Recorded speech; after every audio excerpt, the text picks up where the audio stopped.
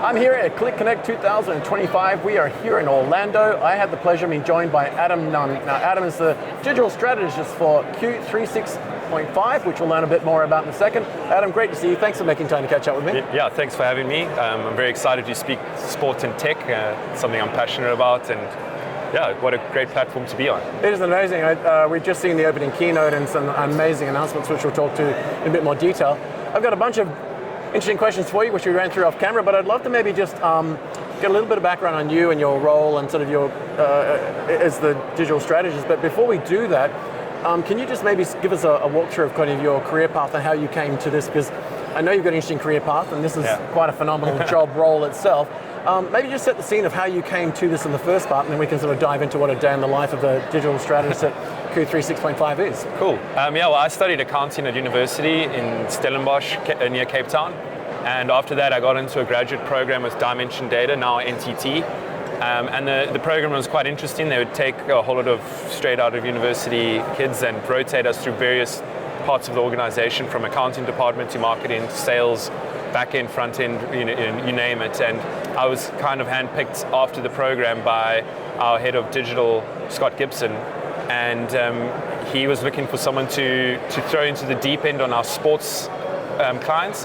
And at the time it was the ASO who run the Tour de France. He was looking for a youngster that was happy to be away from his family for multiple weeks. I had no family, so it made sense. And I learned a lot from the guys who are championing the project in France, Peter Gray and Tim Wade. They are geniuses in analytics and tech and in sports. So I learned on the ground from them. Sometimes it was pulling cables. We were driving vehicles across stages. I learned a lot and really immersed myself in the sports and tech space. I eventually became smart enough to get a more senior role, and I started looking after the app space for Supersport, one of the biggest broadcasters of African sports. And it's just a continuous learning process. Yeah. But I had connections with the cycling world through the Tour de France, and in particular one of the teams that Dimension Data was sponsoring, Team Dimension Data at the time. And the general manager, Doug Ryder, saw the need for having someone more tech savvy and digital savvy inside the team environment. It's traditionally been a very old school sport. And we connected on LinkedIn, and I started working for him. A little bit of marketing, very low level stuff, and he's just entrusted me to add more value into the organization and make sure it's more streamlined and we can make better decisions faster. Fantastic. What is a day in the life of a digital strategist for something like the Q36.5 project like? I'm sure there's a very long version of that, sort of pre-event, during event, after. But what is an average day like with regard to kind of what you do, and particularly around the data element? Well, the organization is a very interesting one. We talk about how everyone went remote post-COVID.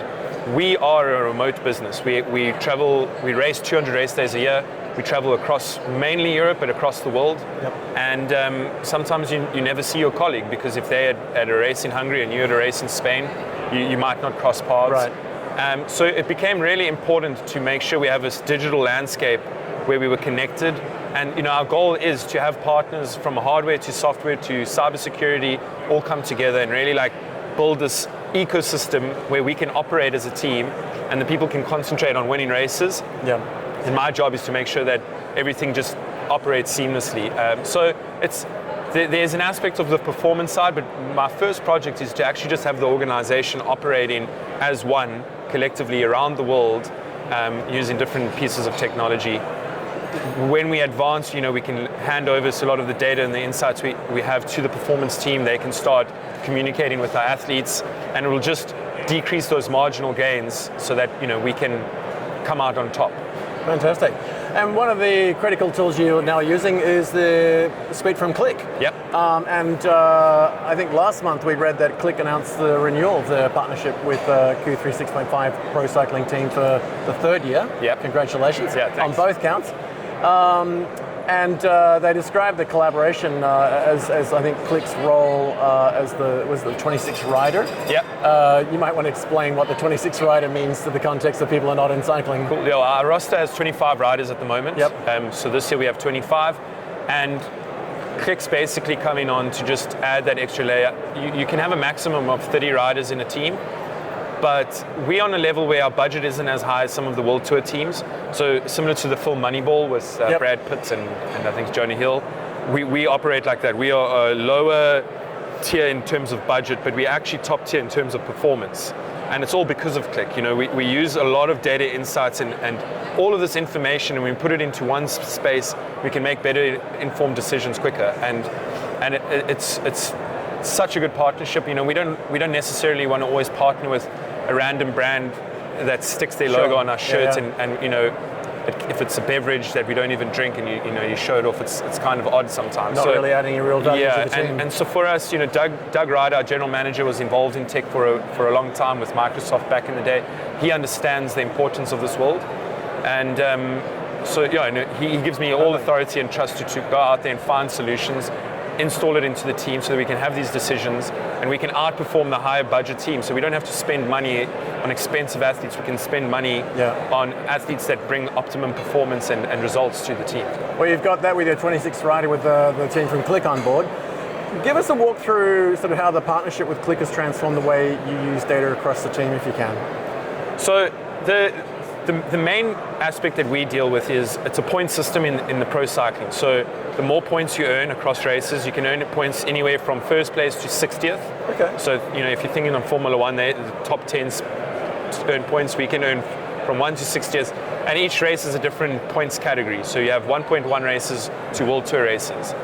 And so we need to score an X amount of points to finish higher up on the rankings to be invited to more races. Right. The more races we go to, and the more prestigious races we go to, the more value we have for our sponsors on our jerseys, which is our revenue model. You know, we collect money from our brands, they pay us, and we put their logos on our shirts, and we give them airtime.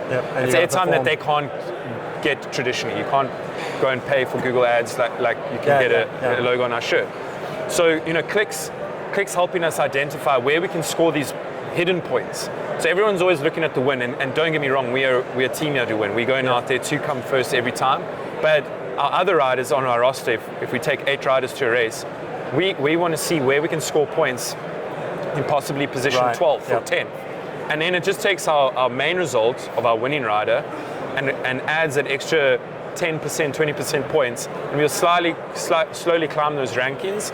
And at the end of the season, the race organizers will see, like, wow, Q36.5 has earned X amount of points. Let's invite them to our race next year. They must be our high-performing team.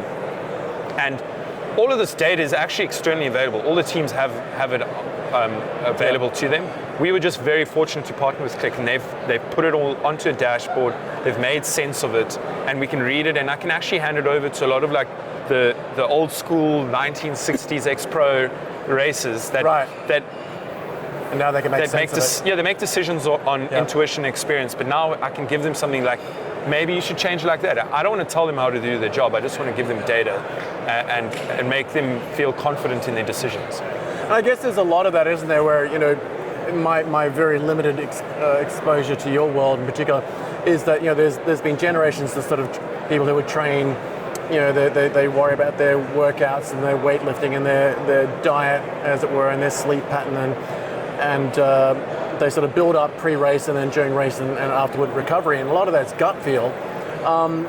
When you sort of look at what you're doing now with Qlik, are there some examples you can give us of sort of data, as you said, that is out there that you maybe didn't have access to before, that isn't just gut feel? You're now actually being able to drill into that detail and lift that out and then explain to the team why a particular shift in whether that's training or whatever it might be can then lift you to that next level, into that numbers game, as it were. So, I mean, again, like I said, all the teams have access to the data. It's just how they put it onto a dashboard. So our team, we use daily, every single rider logs every single meal they have onto an app. Hexus is our partner. Anything from how much liquid they're drinking to what the bread type is, anything. Then we have, all of them have their Garmin devices that they wear on their wrists during the day, which is just their non-active heart rate monitoring and step count and fatigue. During race, they have their heart rate monitors. They have their regular check-ins with their doctors, and then they have their performance metrics on Training Peaks, which is another partner of ours. So it's just all of this data coming in. I mean, there's certain tours where we have a scale, and every time they get on the bus, they must weigh themselves. You can start seeing their weight fluctuate. And, you know, we take all of this data and, you know, traditionally you would just see a heart rate and be like, oh, he's getting ill or he's a bit fatigued. But now we can say he's actually just a little bit hot. Yeah.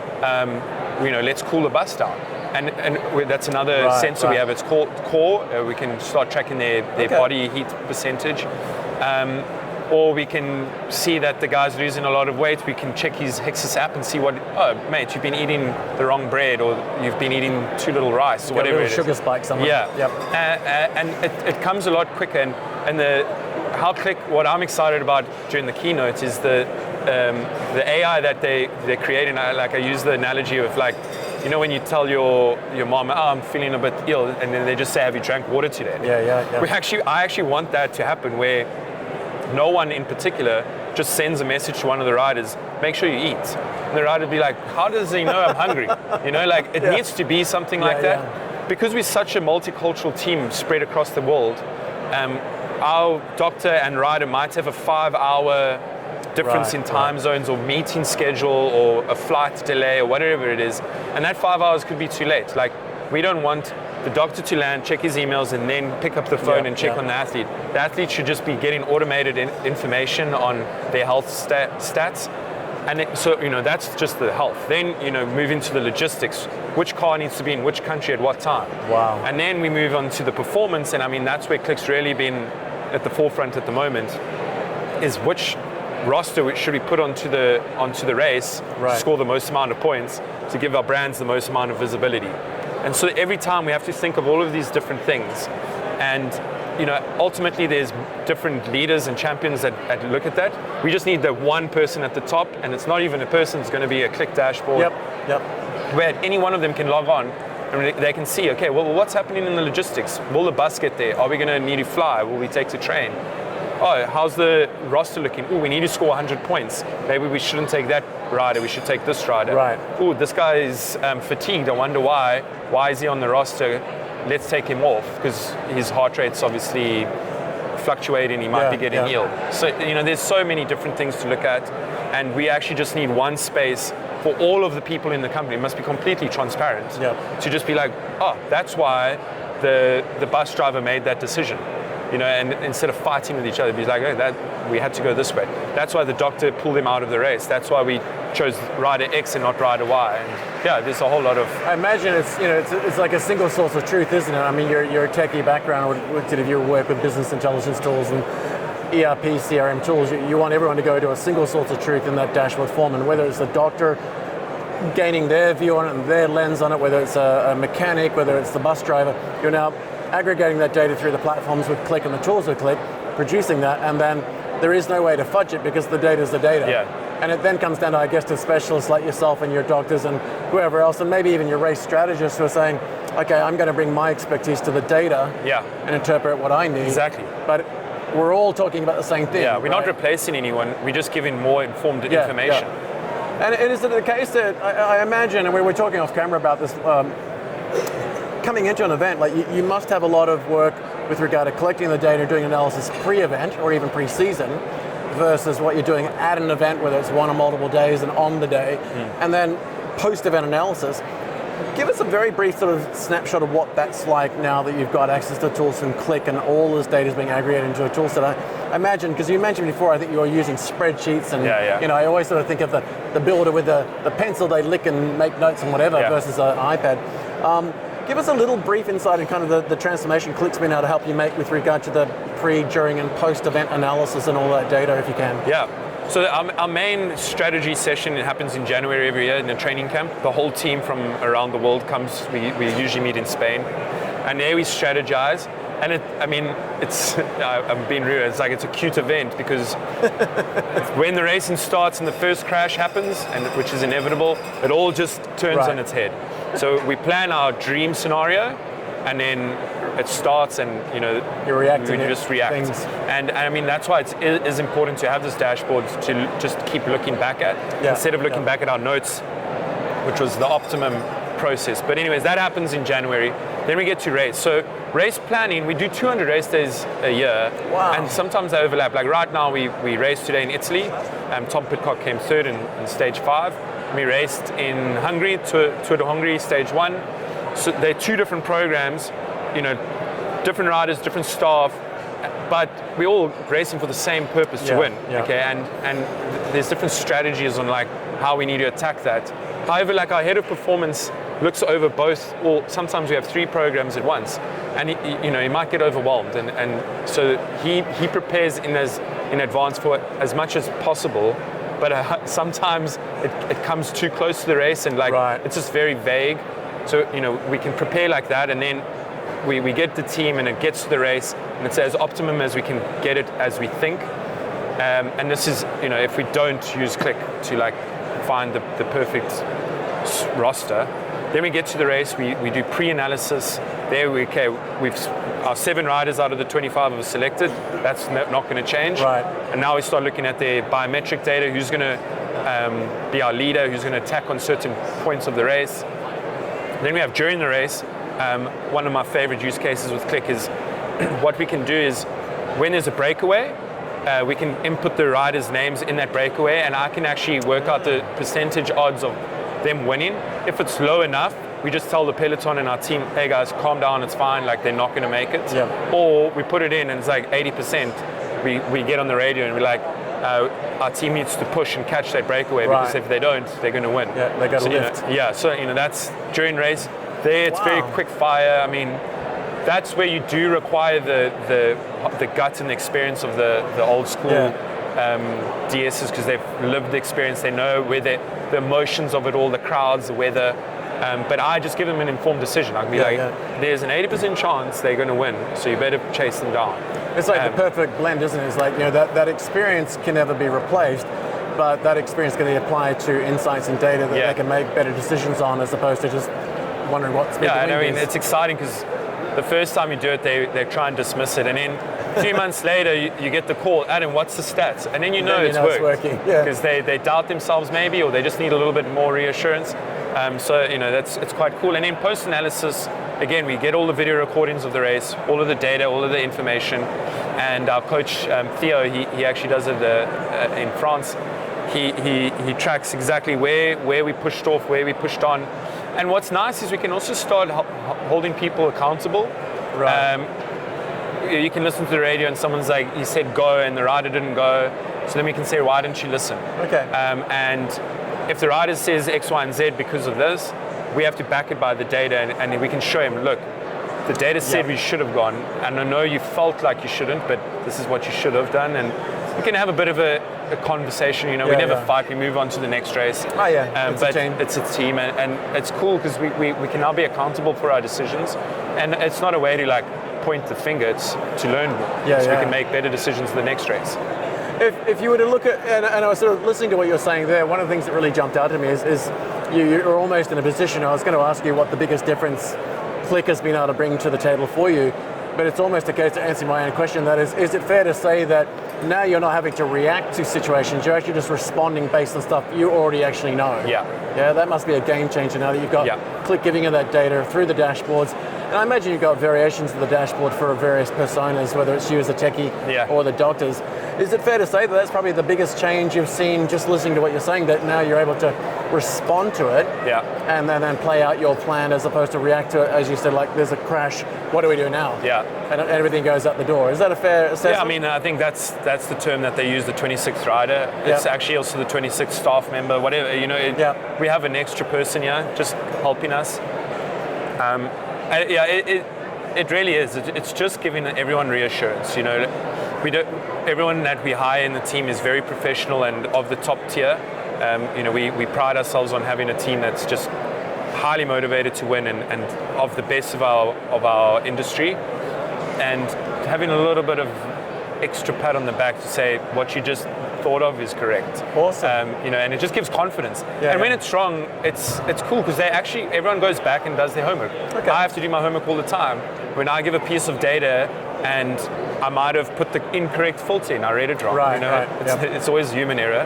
and I, I'm like, no, why didn't you do it? And then I realized, I chose 2023 and not 2024. Right, right. And you go back, you do your homework, and you realize, okay, what sort of processes I need to do to give the correct information on. But at least now you've got that visibility that if you go down one direction, you can rationalize how you got to there and wind it back and then make the right decision. Yeah. Across the team, I've mentioned a couple of times, and you've sort of alluded to that. There's that historic gut feel that teams might run on versus now you're data driven, as it were. How is the analysis you're now providing to the team sort of help more of a performance driven and a data driven culture? Well, we've signed that's an interesting challenge sometimes, right? It's like, as you said, I don't want to listen to the data, this is how I feel, I'm going to go, I'm not going to go. Yeah. But I imagine that the data has helped you now sort of bring that focus into, okay, we want to be a performance-driven culture. What does that even mean? Yeah. How does that sort of transformation happen in your team? We're quite lucky. We signed Tom Pidcock. He's a world-famous bike rider. He's a two-time Olympic mountain bike champion, world champion in mountain biking, Tour de France stage winner, Alpe d'Huez. He's phenomenal. He can ride a bike, and he's a youngster. He's 25, and he's so performance driven. Right. And I think the youngness in him, he relies a lot on having information fed to him on a piece of paper with like fact, instead of like the pat on the back, and he's like go hard. Right. And so he comes with a lot of expectations. He wants to know why he has to eat this much. He wants to know why attack there. He wants to know what his body weight percentage is, and when he asks those questions, the people he's asking them to have to go back and use technology to find those answers. To get those answers. Yeah, and I mean that's helping our performance incredibly, and it's cool because old school, like the riders didn't care about data. They just whatever the coach told them they would do. Now the riders care because they I mean it's the new age. Like Tom's 25, he was grown up with a cell phone in his hand. They've grown up with devices, they've grown up with digital connections, and so it's not fair for him to receive information based on a conversation or a phone call. He wants to see a screenshot of whatever the performance data is or of the chart sent to him on his phone so he can analyze it himself. So that's increasing our performance, and it's just created this environment where we have a lot of the old school ex-pros having to play on the app themselves, and it's cool because you give it to them in their own time, and they start like just figuring it out, looking at the pieces of information, and they want to. Tom's our big signing; he's our big guy. Like they want to impress him. So when they're telling him do this, and he says why, they can actually pull out their app and show it, and it all just starts creating this upward performance trajectory. And I imagine you could go out and build a bespoke solution for this, but being able to just plug straight into what Qlik brings to the table means that you can focus on what each of you are the best at doing, knowing that Qlik's going to focus on what they're best at doing, and that makes that 26 team member a perfect fit. I know a lot of our audience that are listening to this, they're not necessarily going to be running a pro cycling team like Q36.5, but as you know from your own background, if you can learn from the likes of, whether it's Formula One or cycling, you can take a lot of that away and then say, okay, how do I apply this at work? With the experience you've had so far with putting Qlik in place and then using it on a day-to-day basis, what are some of the things that you might share with your own experience that people that are tuned in can sort of take away and think, okay, well, I might not be running a performance cycling team, but I'm running out XYZ project. Some of the natural things that you've gone through with regard to working with Qlik as a partner, implementing the platform, testing some of the data sets, normalizing and making sure it's there. What are some of those things that people can take away and actually put into practice even though they're not running a pro cycling team? Yeah, I mean, forget about sport and the racing of it. We are a business. We're essentially a logistics company because we travel 200 race days a year to somewhere between 20 countries around the world. Wow. So, we actually just keep moving, and that's our business. Doug Ryder, our general manager, always says. But the process is, we're a remote, robust business, and we need to just actually tinker away at each project one at a time. With Qlik, it's great because they have the foot soldiers. Yep. We can hand the problems to them to solve and come back to us. What I've learned is you have to just do one project at a time. Okay. We have, everyone talks about performance, and in cycling, everyone wants to speak about the health and the weight I'm like, okay, we can get to that section next. Let's maybe talk about our vehicle logistics and making sure that we use the least amount of fuel across all the various countries that we travel across, and then we can move on to the accounting side. How are we spending our money? How are we tracking our resources appropriately? And with Qlik, the first thing we did was, let's just get the data that's publicly available about how the point system works in cycling, because it's actually quite confusing. It's not like a straightforward league.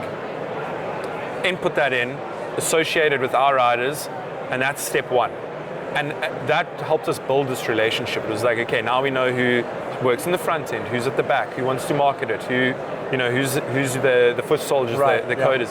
That was a great first step. Although the project comes out with something that anyone can access on Google, I guess, it was our thing. We're like, oh, this is how it looks online, where everyone else has to get pop-up ads and it looks wrong. Yeah, it's ours. It's bespoke. It's in our colors. It looks neat. And then we're like, okay, do you like it? Yes. Let's add the next one. And we check the next project. Eventually, the thing becomes so smart, but no one's overwhelmed, because the last thing you want to do is give someone who's old school and doesn't favor technology too much a program that just has a whole lot of graphs and lines and buttons to click, and then they get overwhelmed. If you test them out with the first one, then you add a little bit more, another layer, then we get to a point where our business is adopting technology just without them even realizing. Great advice. I'm old enough to be in tune with it as well. Pick one thing, do it well, get version 1 in place, roll it as an offering, and then just keep building on it. And I think, when I like the fact that when you said, think about you as a business, take out the cycling for a moment, you've got the same sorts of challenges. You're running an organization, you've got sales, marketing, advertising, insurance, accounting, whatever. You just happen to have bikes at the front end, logistics, etc. I really like the way you position that. There's been some big announcements today and this week in general. I mean, Qlik's been doing a lot of work for decades in machine learning, certainly AI. We've now got generative AI. Now we're talking about agentic AI as far as agents. When you hear some of the announcements that came out today, and particularly with the data set you've got, I imagine you're getting quite excited now about the ability to use the like of Qlik's answers to actually have a conversation with the data and ask it questions that don't necessarily mean mouse clicks and points. What are you looking forward to with regard to that and the types of data sets you're going? It must feel weird to have a conversation with your data. I know, I mean, weird but exciting. I'm excited. The number one thing that excites me is we can't dismiss that the people in our organization that don't use technology are not smart. They're geniuses. They have great experience. They have great insights. However, sometimes they write it down on a piece of paper or in some broken down spreadsheet. That unstructured data, we can now finally take. All I have to do is like, thanks for writing down the strategy, just take a photo of it and send it to me. And I can dump it into our unstructured data pool and then it will mix up with all of the clean data and everything that the dashboard has to offer. And we can start just discussing with the Qlik answers and make sense of it. Like, I don't need to have some half French written piece of paper mind map and like try and decipher it. I can put it in there and like we'll start working out what's coming. And I want to tell the team, like, I need those pieces of paper. I need that unstructured data, because that's our IP as a team. Sometimes that's a secret source, isn't it? Yeah, that's our IP. Like, we have all the data that's externally available for all the teams. What you've written on that piece of paper is that we're the only team with that. And so, give it to us. And I'm quite excited because it makes them feel like they're not being replaced by AI. Their worth and their knowledge is actually going to be inputted into something that can be used. And when we think about the term agentic AI is really sort of smart agents, smart bots.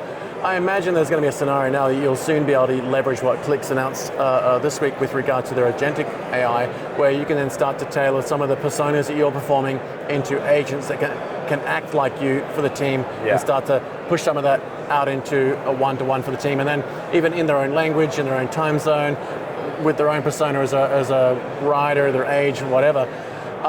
That is yet another exciting innovation. Are there some of those things that you've seen in the demos today in particular that you think just jump out and go, we need that? There's two phases to it. There's the health side, and then there's the marketing side. So at the end of the day, a professional cycling team is a massive billboard. We get reach for brands where they couldn't get it anywhere else. And we have fans across the world, in almost every country around the world. I don't know how. It's really interesting, but people like bike racing and they like our team in particular. And we need to push our information of our partners, of our brand, of our results to them when they ask for it. And sadly, we can't get to all of it. Like, we get thousands and thousands of DMs every day of asking questions. Who's starting? What's your post-recovery shake look like? Right. What bike do you use? What's the setup on Tom's? All of these questions, and we'd love to get back to them. It's just impossible. But it's just impossible. So being able to put all of that information into one pool and then have it act as the team and share that data with the world is awesome. So that ticks off our marketing box, and that will make our sponsors happy and hopefully have them invest more, and then we have more budget to buy better riders, and it's all like a whole ripple effect. And then from the performance side, it's again the analogy of, are you feeling sick? Did you drink water? We need that. We need our riders to be constantly have someone to speak to 24/7. At the moment they do. I mean, our doctors are always available, our coaches are always available. We are a team that's driven to make the riders perform the best. But if there are moments where it can happen quicker, or we just by chance at a race and they can't communicate, we have this agent that has all of the information fed to it from our team, and they can just have a conversation and they wouldn't know if they're speaking to their doctor or not. So it's very very cool, and I'm quite excited about that, because if I can get that part of the team adopting this technology, I can get it onto the marketing space. We can bring in more partners, and then hopefully we can jump up to become one of the better teams in the pro peloton. That's a win-win outcome. Well, Adam, I'm dying to just send you my CV and apply for a job. Adam, it's been great to listen to some of the things you've shared there. A couple of the key takeaways for our audience is to sort of follow the team, but also just keep a track of what you're doing as an organization and learn from where you're at, and look at where you're adopting what Qlik's making possible as they're making it possible.